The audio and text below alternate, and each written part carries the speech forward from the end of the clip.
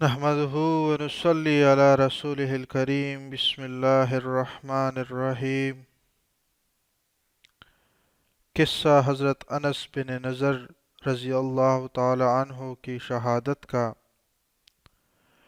حضرت انس بن نضر رضی اللہ تعالی عنہ ایک صحابی تھے جو بدر کی لڑائی میں شریک نہیں ہو سکے تھے۔ ان کو اس چیز کا صدمہ تھا، اس پر اپنے نفس کو ملامت کرتے تھے کہ اسلام کی پہلی عظیم الشان لڑائی اور تو اس میں شریک نہ ہو سکا۔ ان کی تمنا تھی کہ کوئی دوسری لڑائی ہو تو حوصلے پورے کروں۔ اتفاق سے احد کی لڑائی پیش آ گئی جس میں یہ بڑی بہادری اور دلیری سے شریک ہوئے۔ احد کی لڑائی میں اول تو مسلمانوں کو فتح ہوئی، مگر آخر میں ایک غلطی کی وجہ سے مسلمانوں کو شکست ہوئی۔ وہ غلطی یہ تھی کہ حضور اکرم صلی اللہ علیہ وسلم نے کچھ آدمیوں کو ایک خاص جگہ مقرر فرمایا تھا کہ تم لوگ جب تک میں نہ کہوں اس جگہ سے نہ ہٹنا، کہ وہاں سے دشمن کے حملے کرنے کا اندیشہ تھا۔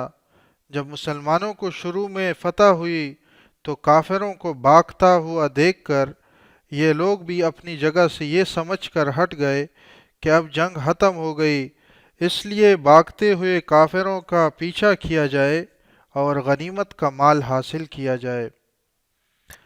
اس جماعت کے سردار نے منع بھی کیا کہ حضور صلی اللہ علیہ وآلہ وسلم کی ممانعت تھی، تم یہاں سے نہ ہٹو، مگر ان لوگوں نے یہ سمجھ کر کہ حضور صلی اللہ علیہ وسلم کا ارشاد صرف لڑائی کے واسطے تھا، وہاں سے ہٹ کر میدان میں پہنچ گئے۔ بھاگتے ہوئے کافروں نے اس جگہ کو خالی دیکھ کر اس طرف سے آ کر حملہ کر دیا۔ مسلمان بے فکر تھے، اس اچانک بے خبری کے حملے سے مغلوب ہو گئے اور دونوں طرف سے کافروں کے بیچ میں آ گئے، جس کی وجہ سے ادھر ادھر پریشان بھاگ رہے تھے۔ حضرت انس رضی اللہ تعالی عنہ نے دیکھا کہ سامنے سے ایک دوسرے صحابی حضرت سعد بن معاذ رضی اللہ آ رہے ہیں۔ ان سے کہا کہ اے سعد، کہاں جا رہے ہو؟ خدا کی قسم جنت کی خوشبو احد کے پہاڑ سے آ رہی ہے۔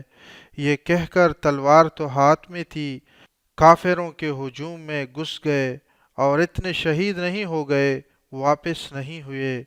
شہادت کے بعد ان کے بدن کو دیکھا گیا تو چھلنی ہو گیا تھا۔ 80 سے زیادہ زخم تیر اور تلوار کے بدن پر تھے۔ ان کی بہن نے انگلیوں کے پوروں سے ان کو پہچانا۔ فائدہ: جو لوگ اخلاص اور سچی طلب کے ساتھ اللہ کے کام میں لگ جاتے ہیں ان کو دنیا ہی میں جنت کا مزہ آنے لگتا ہے۔ یہ حضرت انس رضی اللہ تعالی عنہ زندگی ہی میں جنت کی خوشبو سونگھ رہے تھے۔ اگر اخلاص آدمی میں ہو جاوے تو دنیا میں بھی جنت کا مزہ آنے لگتا ہے۔